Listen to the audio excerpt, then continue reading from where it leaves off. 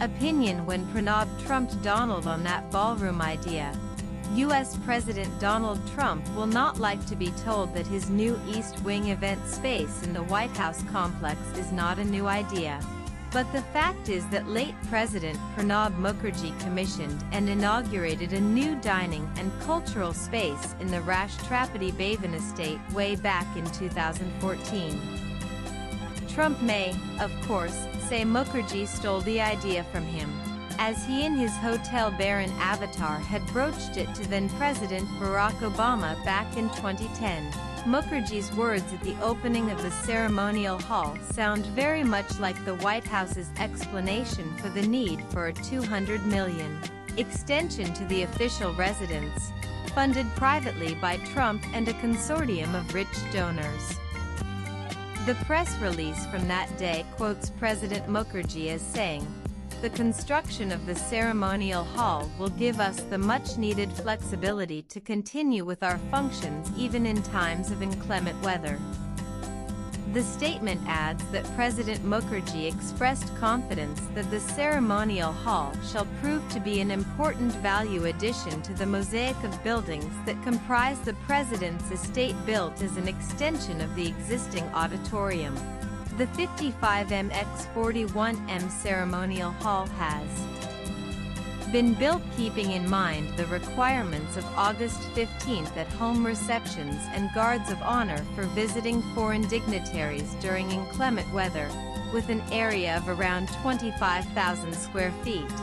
The Indian ceremonial hall, it could hardly be called a ballroom in Swadeshi Bharat, especially when the British-era one inside Rashtrapati Bhavan itself had been renamed Ashoka Hall in 1947, is far smaller than the reported 90,000 square feet of Trump's project replacing the East Wing of the White House. But as all such buildings have anterooms and other spaces, maybe the entire 90,000 square foot may not be just one huge room. President Mukherjee's architectural addition to the grand presidential estate was not appreciated by all. It must be said. Some likened it to the garish banquet halls favored by Indians everywhere, from metros to small towns, to hold weddings and other large social functions. The main features of such constructions are shiny marble floors, grandiose stucco work, crystal chandeliers, mirrors, colorful artwork, gilded chairs, and crucially, very effective air conditioning. Whatever the quibbles of aesthetically elevated critics, those attending functions at such venues, whether wedding guests at a banquet hall or the notables invited annually for the President of India's at-home reception in muggy, rainy August, these halls are nothing short of a boon. Who wants to squelch through soggy lawns or have makeup melting in the humid heat? Who wants to eat food that has been exposed to the elements while waiting for VIPs to arrive? The same rationale would apply to a permanent, big venue for state dinners at the White House, as invitation lists have only expanded over the decades with the democratization of wealth and power. There are far more people to invite and oblige than ever before. Cozy dinners for visiting world leaders featuring only the Washington, D.C. elite are no longer enough.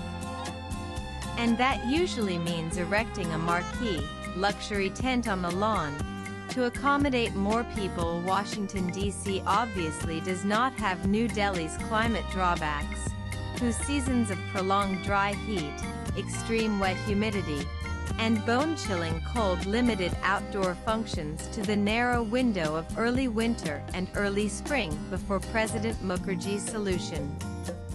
But climate change has ensured extreme weather events are becoming the norm everywhere, severely curtailing events that have an outdoor component, including at the White House. It is not possible to host events in VIP tents on the lawns in the height of summer or winter, and they also do not come cheap. Trump actually brought up that point in campaign speeches for his re-election bid in 2020. He joked that whoever supplies the tents to the White House could probably retire after being paid for just one of them. And he certainly has a point about the recurring expenses of such impermanent structures, that too paid from the public exchequer. Trump is probably not the first U.S. president to wish for an all-weather space for grand functions that people expect from world leaders these days. But his predecessors would rightly have balked at doing something about it, as spending public money on such a facility would smack very much of a Marie Antoinette sort of let-them-eat-cake attitude when there are always great demands for more federal spending on welfare, healthcare, etc. Trump, however, as usual, has circumvented that by saying that the project will be privately funded by him and some of his billionaire pals, just like he accepted a plane as a gift from the Qatari royal family to tide over Boeing's inability to deliver the new 747s for Air Force One. As additions and renovations to the White House are exempted from both heritage building conservation conditions and oversight by Congress, he is well within his rights to do so too.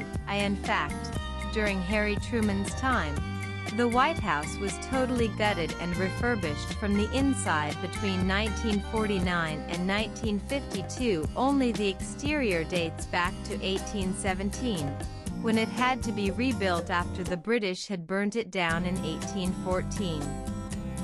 But that wartime reconstruction had not been very high quality and hence was rotting inside 150 years later.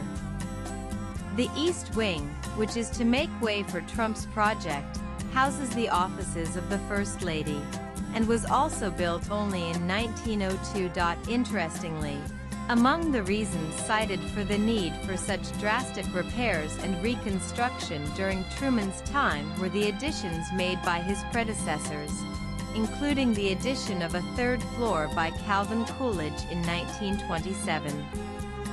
The now famous balcony overlooking the Washington Monument was added by Truman as part of the reconstruction.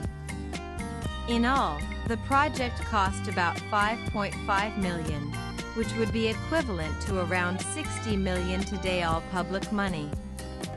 Swipe left for next video. While critics have been pointing out the sweeping welfare cuts his administration is implementing even as he builds a Trumpian palace, the fact is that public money is not being sunk into it, which may have been the case if his predecessors or whoever succeeds him had to execute such a project.